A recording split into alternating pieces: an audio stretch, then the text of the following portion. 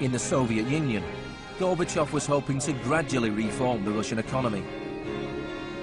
In 1991, Gorbachev was invited to the G7 summit in London. He was hoping for financial support for his gradual economic reforms. Instead, he was told that unless he embraced radical shock therapy, there would be no aid at all. That's not a little close. The next month, there was a coup attempt against him.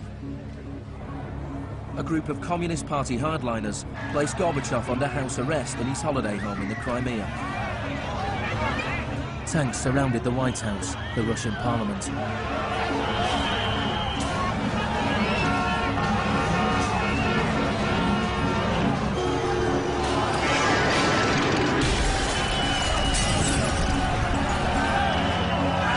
Amid the chaos of street clashes, it was obvious that to reinforce their position, the hardliners would have to resort to violence. Such action between the people and the security forces has not been seen since the early days of the Russian Revolution.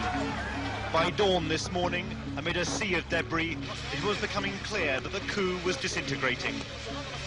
The Russian parliament building was unscathed, the military had not made their move.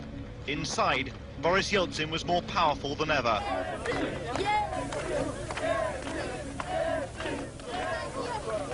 This was Yeltsin's finest hour.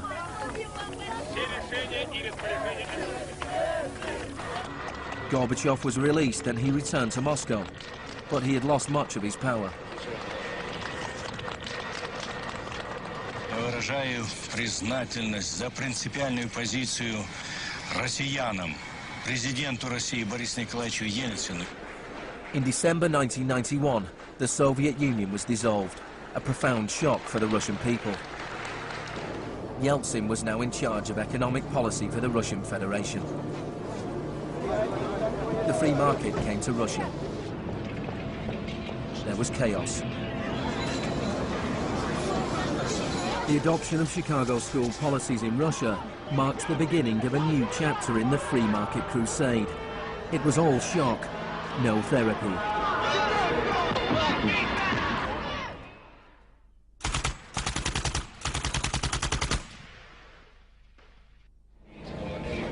Despite the public efforts to promote popular capitalism, the reality was a small handful of businessmen made vast fortunes. State industries were sold off at bargain basement prices. The Russian press dubbed Yeltsin's advisors the Chicago Boys.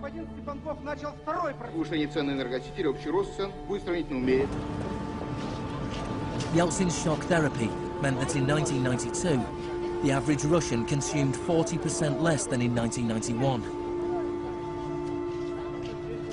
A third of Russians fell below the poverty line, and wages weren't paid for months.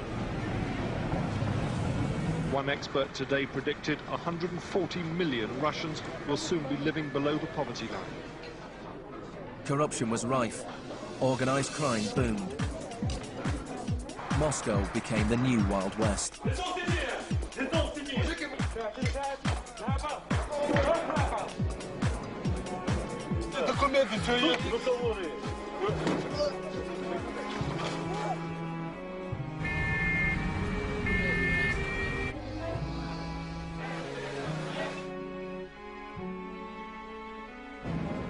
The majority of Russians opposed the Chicago Boys' radical vision for their country.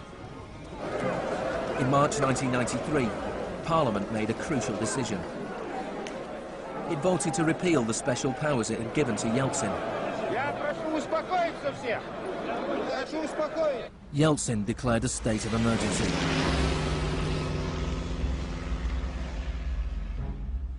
The Constitutional Court ruled that it was illegal.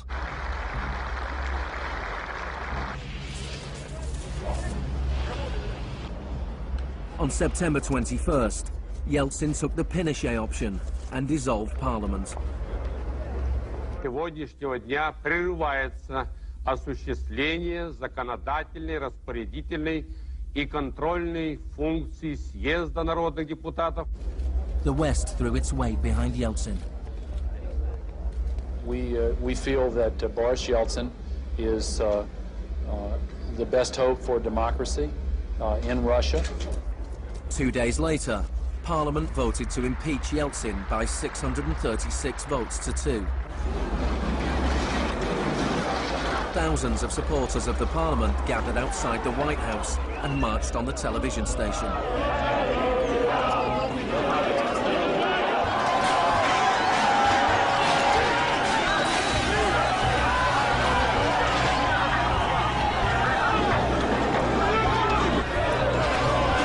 It looked like the supporters of Parliament were winning. Yeltsin flew back to Moscow from his holiday home. That night, 100 demonstrators were killed as the Yeltsin authorities fought back.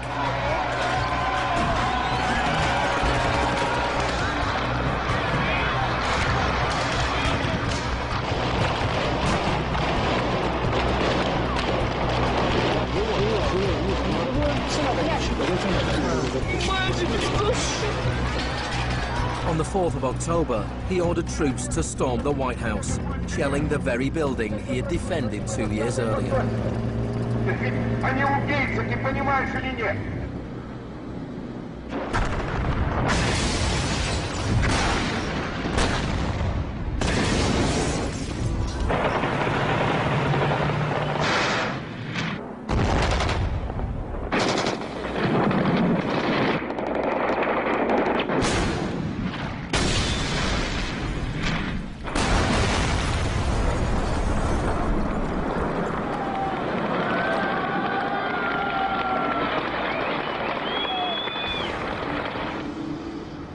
Christopher, the US Secretary of State, said, "The United States does not easily support the suspension of parliaments, but these are extraordinary times."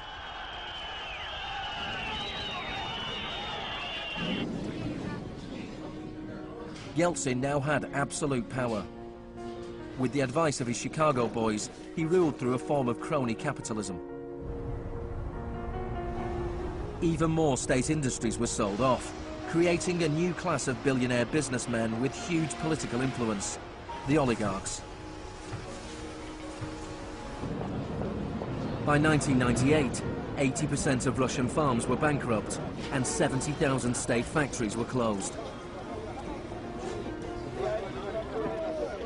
In 8 years, the number of people living in poverty increased by 72 million.